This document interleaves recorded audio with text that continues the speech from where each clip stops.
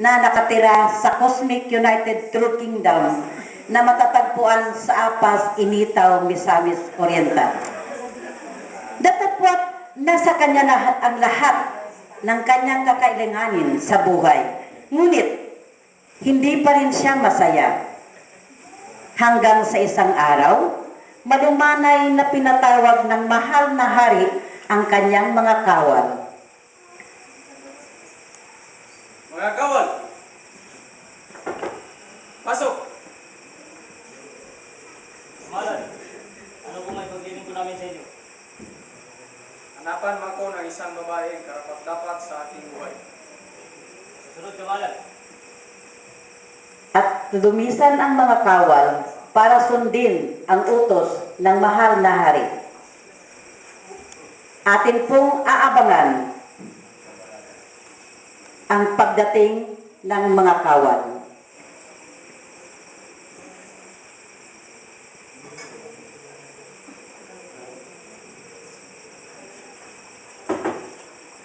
Pasok, kawal!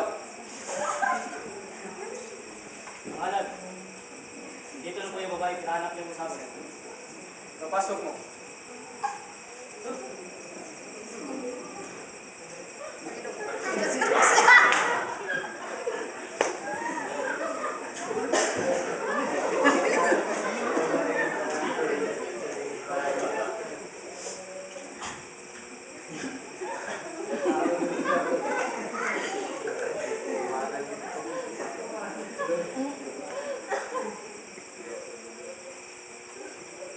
Kawal, pasok. Malan, Palabas mo itong babae nito.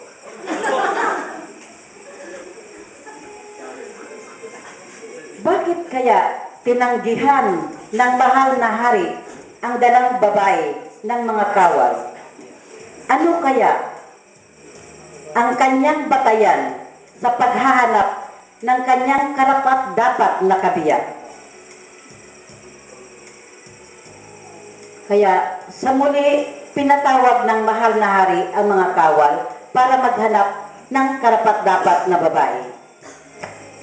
Mga kawal, pasok!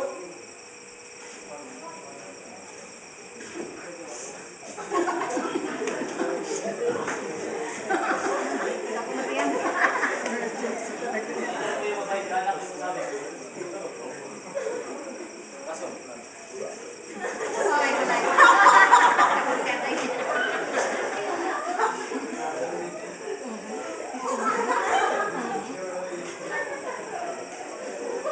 Kawal! Malan, Palabas mo itong babae nito. Galit na galit ang hari dahil ang dalang babae ng mga kawal ay hindi karapat-dapat na magiging kabiyak. Kaya pinatawag ng hari ang mga kawal para muling maghanap ng babae. Kawal! Pasok! Malan, ano po may pagdiling ko namin sa inyo? Sa pangatlong pagkakataon, hanapan mo ako ng isang babae karapat-dapat sa aking buhay. Pag hindi kayo makahanap, magpasting kayo ng 40 days. Susunod ka, Malan. At sa muli, lito ang mga utak ng mga kawal.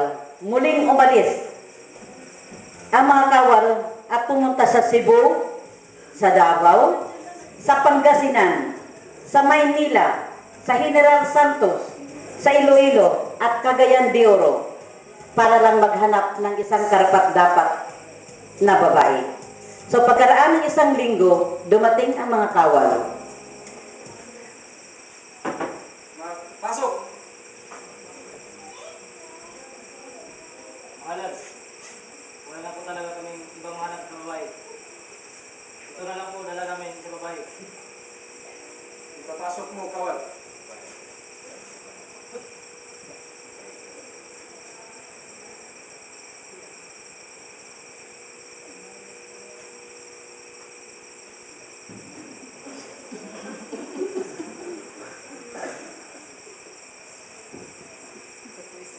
Sa wakas, nakikita ko na yung kabiyak ko sa buhay. At sa wakas, sa wakas natagpuan ng mahal na hari ang kanyang karapat-dapat na kabiyak. At they live happily ever after sa Cosmic United Two Kingdom sa apas initaw ni Samis Oriental.